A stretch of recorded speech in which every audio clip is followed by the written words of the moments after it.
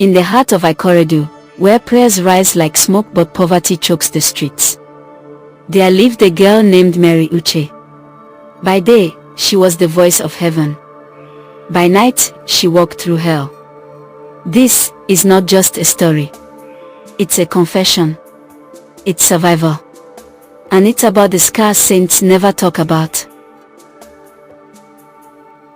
Her name was Mary.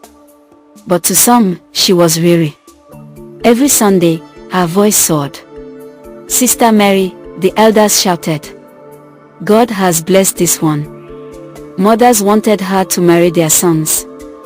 The pastor would say, "She's a vessel. Mark her." But Mary knew. She was marked, yes, but not by ministry. By midnight, she'd be in Victoria Island. In silk, not a choir robe. Her name wasn't Mary. It was Riri. The truth.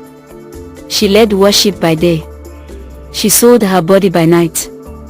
Mary was only 17 when her father died in a kiki accident. Her mother lost her mind with grief. Suddenly, she was mother, father, sister, breadwinner. "God, help me," she prayed. Her younger brother, Chud, was diagnosed with kidney failure. The hospital needed 180,000 naira. That same week, she begged, wept, prayed. And then, the devil knocked. A man in a black SUV offered her a ride home. His name, Chief Obesai. He said, 200,000 naira one night. Your brother lives. And just like that, Riri was born. Mary set her rules. No repeats. No churchmen. No falling in love. And always pray after. She'd cry herself to sleep, bathe in anointing oil, then go again. "Forgive me, Lord. I had no choice. I didn't want this life." One night, the door opened, and in walked Pastor Bayo. The same man who once laid hands on her, declaring, "This one is pure." Mary froze. He whispered, "We're all human. Even Jesus understands." Her inner voice whispered, "So this is the shepherd. The one who preaches against sin, but buys it in silence." That night, she didn't cry. She was too broken to cry. Then came Alex. Gentle. Educated. The pastor's son. He wasn't like the others. He listened. He laughed. He saw her, not her curves, not her clothes, her soul. For the first time, Riri faded, and Mary came alive. He invited her to prayer meetings. They fasted together. He knelt and proposed. Mary's inner voice. "I don't deserve this. I am dirt. He is light. But I want to believe I'm still worthy." Just as Mary planned to confess, a scandal broke online. One of her old clients, a politician, was exposed in a phone leak. Among the files was a picture. A half-naked Mary, smiling in silk.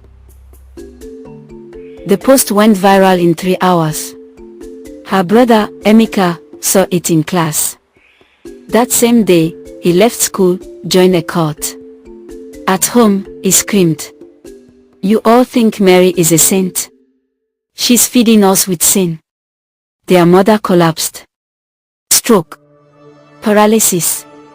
Weeks later, an electrical fault sparked a fire in their Ikorodu compound. Mary broke windows, dragged out her niece, saved Emeka, but couldn't reach her mother's room in time. She stood in the ashes, her hands burned, holding her mother's charred Bible. "God, I gave you everything. Why do you keep taking from me?" That Sunday, Mary didn't hide.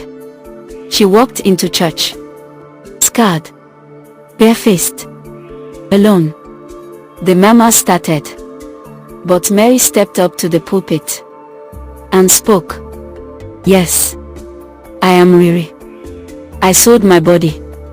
I was seen like perfume. But not out of lust, out of hunger. While you judged, I was bleeding to keep my family alive.